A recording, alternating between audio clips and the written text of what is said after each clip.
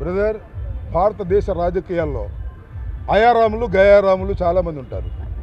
ప్రభుత్వం అధికారంలో ఉన్నప్పుడు అందరూ డోర్లు తట్టుకుని డోర్లు పగలగొట్టుకుని వచ్చేస్తారు. అధికారం లేకపోతే వెళ్ళిపోతారు. అది సొంత శతకంలో పద్యం ఉంది, విన్నావుగా నువ్వు? బాగా చెరువు నిండినప్పుడు కప్పలు బెకబెకమని వందల కొద్ది వస్తాయి, కానీ చెరువు ఎండిపోయిన తర్వాత అన్నీ పోతాయి. అట్టా కొంతమంది అయారాములు గయారాములు ఉన్నారు. వాళ్ళు అధికారంలో లేనప్పుడు వెళ్ళిపోతుంటారు, మళ్ళీ వస్తుంటారు. అక్కడి దాకా ఎందుకు అబ్బాయి మనమాట? మరి చంద్రబాబు నాయుడు గారు 23 ఎమ్మెల్యేలను తీసుకుపోయాడుగా మా దగ్గర నుంచి. దానిలో మంత్రులు ఇచ్చాడుగా. మా పార్టీ ఖాళీ అయిందా? నేను మరొకసారి చెప్తున్నా, ఈ రాష్ట్రంలో ఎవరుండా ఎవరు లేకపోయినా జగన్మోహన్ రెడ్డి ముఖ్యమంత్రి కావాలని ఇవాళకి కూడా ప్రతికూల పరిస్థితుల్లో కోరుకుంటున్న వాళ్ళు 40% ఉన్నారు. ఈ 40% కూడా పెరగటమే, 50%కు తీసుకువెళ్ళడమే. ఎంతమంది ఎన్ని చేసినా ఎవరో కొంతమంది వెళ్తే వెళ్ళారు. వాళ్ళ దుంప దెగ బురదేస్తున్నారే. ఉన్నప్పుడంతా భజన చేశారు, మమ్మల్ని కూడా దగ్గరికి రానిలా.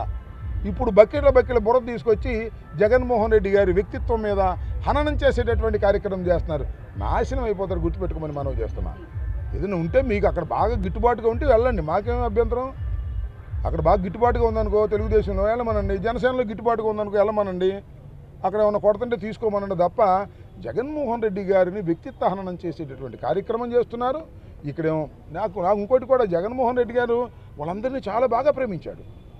ప్రేమించడమే కాదు, వారికి కొంతమందికి మంత్రి పదవులు ఇచ్చారు, కొంతమందిని ఉన్నత పదవులకు తీసుకెళ్లారు. వాళ్ళు ఇవాళ మాట్లాడుతున్నారు. చాలా దుర్మార్గం అని కూడా ఈ సందర్భంగా మనవి చేస్తున్నా.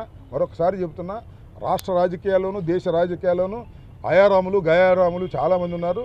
అట్లా వస్తుంటారు పోతుంటారు, కానీ జగన్మోహన్ రెడ్డి గారికి ఉన్న ప్రజాబలం మీద ఈషన్ మాత్రం కూడా ప్రభావితం చూపలేరని ఇవాళ చెప్తున్నాను. మళ్ళీ జమినీ ఎన్నికల తర్వాత చూడు, లేదు జమినీ ఎన్నికలు రాకపోతే ఆ తర్వాత ఎన్నికల్లో చూడు. మళ్ళీ తిరిగి ఈ రాష్ట్రంలో వైఎస్ఆర్ కాంగ్రెస్ పార్టీ అఖండమైన మెజారిటీతో అధికారంలోకి వస్తుంది. ఎంతమంది పోయినా ఉన్నా, పోతే పోయారని కాదు, పోయే వాళ్ళకి కొద్దిగా అర్థం ఉండాలి, పర్థం ఉండాలి. అర్థం పర్థం లేకోకుండా అక్కడ ఏదో మూటలు ఇస్తున్నారని వెళ్తున్నారు. తెచ్చుకోమని చూద్దాం నిదానంగా.